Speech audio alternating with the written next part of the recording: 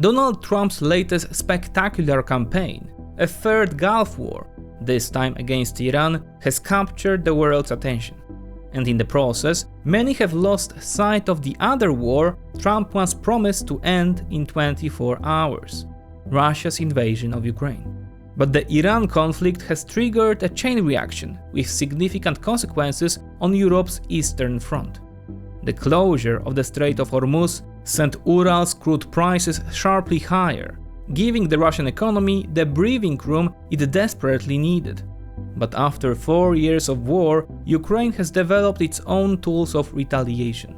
In the latest wave of massed Ukrainian strikes, Russian oil export terminals went up in flames. Primarily the Baltic facilities at Primorsk and Ust-Luga, dramatically cutting Russia's ability to cash in on those elevated prices.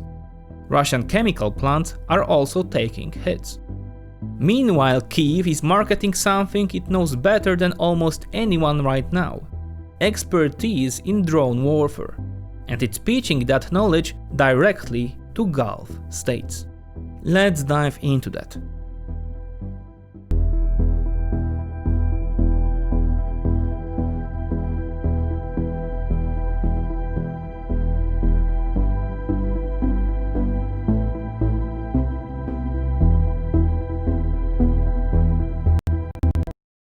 In modern conflicts, it's often a few precision strikes that can ripple through entire global systems.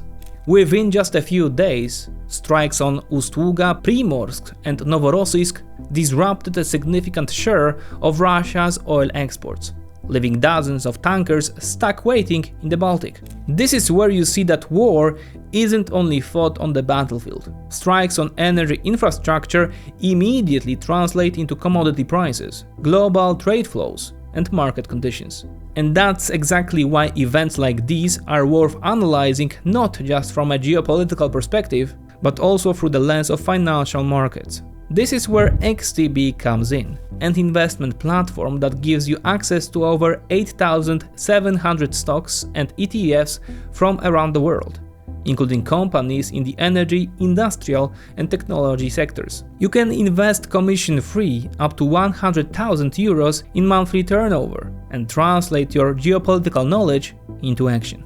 Keep in mind that all investing involves risk. We should know that Ukraine's long-range strike campaign against oil and chemical infrastructure had visibly slowed in the opening months of this year. After hitting more than a dozen targets per month, strikes dropped to just a handful in January and February. Partly this reflected the peace negotiations brokered by the United States. 3 rounds of talks in the UAE and Switzerland. Kyiv likely didn't want to hand Moscow a pretext to walk away from the table. But there is also a strategic logic at play. Ukraine has learned it is more effective to strike periodically in massive, saturating waves, blanketing Russian airspace all at once, than to maintain a steady drumbeat of smaller attacks that allow Russian air defenses to adapt and improve their intercept rates. After that pause, March brought Ukraine's return with force. Let's walk through the key strikes of the past month chronologically. In the night of March 1st to 2nd, a strike hit the terminal at Novorossiysk, which handles roughly 20% of Russia's seaborne oil exports. 2 days later, the LNG tanker Arctic Metagas was hit. Notably, it wasn't anywhere near Ukrainian waters. It was off the coast of Malta, carrying 62,000 tons of LNG from Murmansk as part of Russia's shadow fleet. On March 11th, a pipeline pumping station at Tikhoretsk was struck, one that feeds directly into the Novorossiysk terminal. 3 days later, the Apfitska refinery took a hit. Then the pace accelerated sharply in the final 10 days of the month. On March 21st, the Saratov refinery was struck. The following night, long-range drones hit Bashneft's refinery in Ufa. But the bigger blow came later the same night. A drone swarm attacked Transneft's terminal at Primorsk, Russia's primary Baltic oil export hub, handling around 60 million tons of crude per year. 2 days later, on March 25th, Russia faced the largest single-night drone assault of 2026 so far. This time the target was Novatek's terminal at Ust-Luga. Oil loading operations were halted. The very next day, March 26, Ust-Luga was hit again. Storage tanks damaged, 2 tankers struck. That same day, strikes returned to refinery infrastructure, this time at Kirishi. And near the Bosphorus, the Shadow Fleet tanker Altura was hit while transiting from Novorossiysk to Istanbul, carrying 140,000 tons of crude. Then came March 27th, a surprise. Both Ust-Luga and Primorsk were hit again. As military analyst Jan Matveyev put it, both ports suffered serious terminal damage, primarily to oil storage depots, with several burning simultaneously across both sides. Some drones also reached Yaroslav, striking Slavnev's refinery there, one of the largest in Russia. On March 29th, Ust-Luga was hit for the 4th time. The cumulative effect, Ukraine's drone campaign has knocked out roughly 40% of Russia's oil export capacity, the equivalent of 2 million barrels per day, disrupting shipments from its main Baltic and Black Sea ports. Reuters called it the most severe disruption to Russian oil supplies in modern history. At least 50 tankers were reported queuing at the entrance to the Gulf of Finland, waiting to reach Primorsk or Ust-Luga. The timing of this campaign is no accident. The blockade of the Strait of Hormuz and the American war with Iran pushed Brent and Urals prices to local highs. For Russia, an oil exporter sitting thousands of miles from Hormuz, this was an unexpected windfall. Urals crude had in recent months fallen below $40 per barrel. By mid-March, it had climbed back to $90. The Financial Times called Russia the biggest winner of the Middle East war, estimating that Moscow's daily revenues had risen by $150 million. Washington, meanwhile, extended something of a helping hand. On March 5th, just days after the strike on Iran, the Trump administration issued a 30-day exemption allowing India to purchase Russian crude already at sea.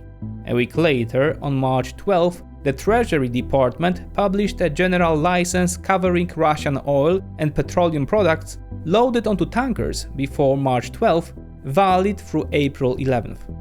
Treasury Secretary Scott Bessent justified the move as necessary to, quote, increase the global reaching of existing supplies, and insisted the license applies only to oil already in transit and will not provide significant financial benefit to the Russian government. Washington even permitted Russian tanker to deliver a cargo of oil to Cuba. And then, as the saying goes, along came the party crasher, Volodymyr Zelensky, who decided to strike at the single biggest choke point in Russian oil exports, the Ust-Luga, Primorsk and Novorossiysk terminals. He didn't need anyone's permission. Washington's leverage over Kyiv is currently limited, and Ukraine has its own long-range strike capabilities. To be fair, Ukrainian drones violated the airspace of NATO members, including Finland, Latvia and Estonia. Some came down on alliance territory, and one struck a chimney at the Auvere power plant in Estonia. There is speculation that Kyiv deliberately routed drones through NATO airspace to complicate Russian intercept attempts, though whether this was coordinated with partners remains an open question. Despite the strikes, Moscow may yet come out of this turbulence afloat. Bloomberg reports that the Kremlin has shelved plans for further budget cuts following the financial injection triggered by the Gulf War, though the reporting predates the full impact of the terminal strikes and may not reflect the current picture. Running in parallel is the systematic degradation of Russia's chemical industry. As user Ario has noted, since mid-February, Ukraine has carried out 13 successful strikes on 9 separate processing facilities. These plants produce various types of fertilizers, and simultaneously supply Russia's military sector.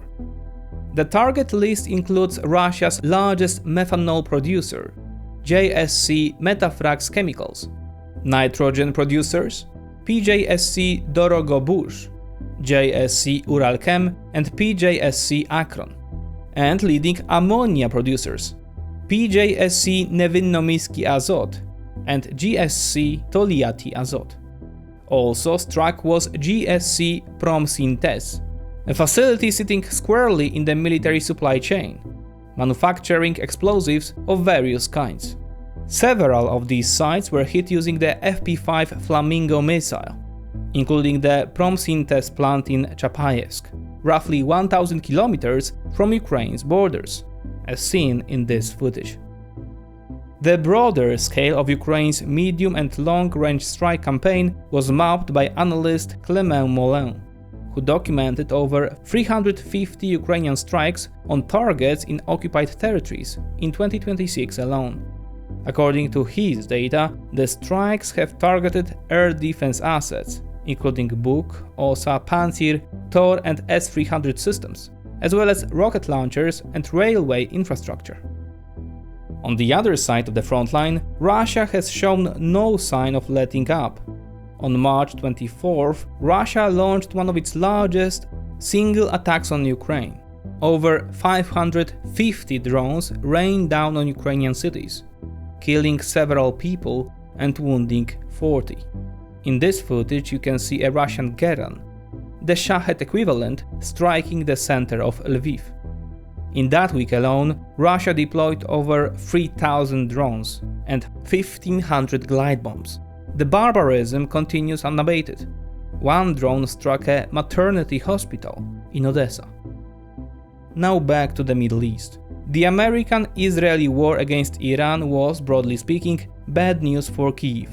Rising oil prices are a critical variable for the Russian budget, and a more than twofold increase in Urals crude is nothing short of a lifeline for the Kremlin. Add to that the redirection of global attention toward yet another major conflict, at the moment when the war in Ukraine is nowhere near its end.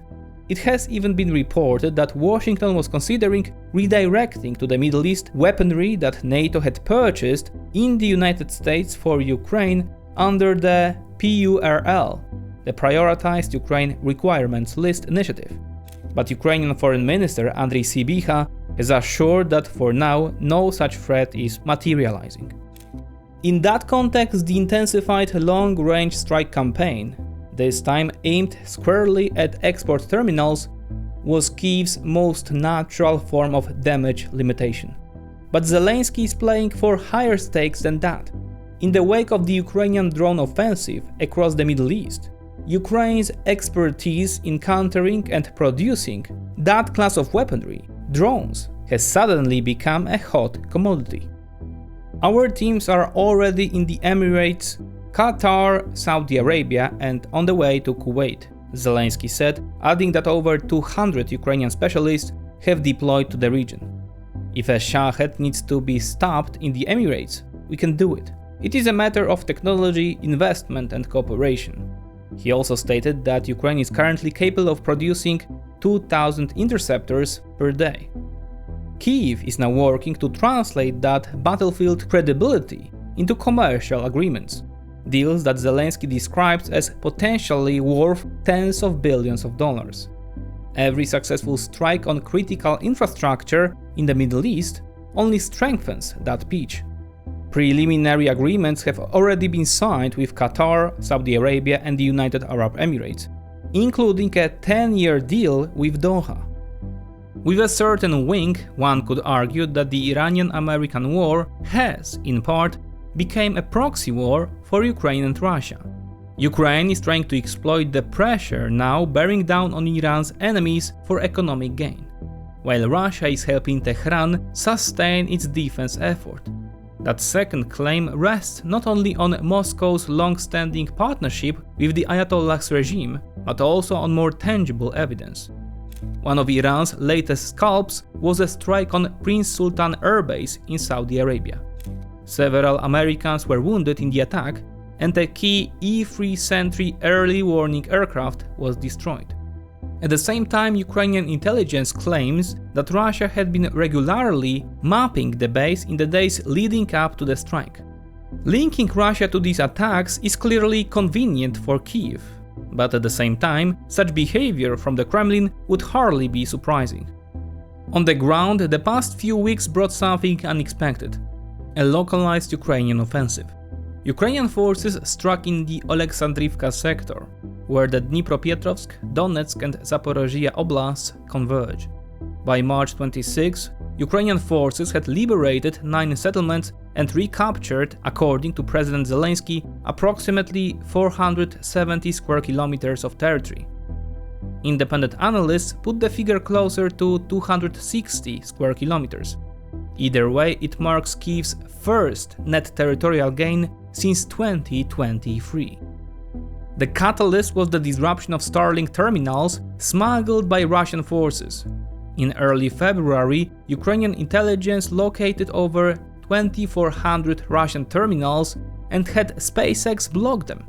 Frontline Russian units lost coordination across hundreds of kilometers.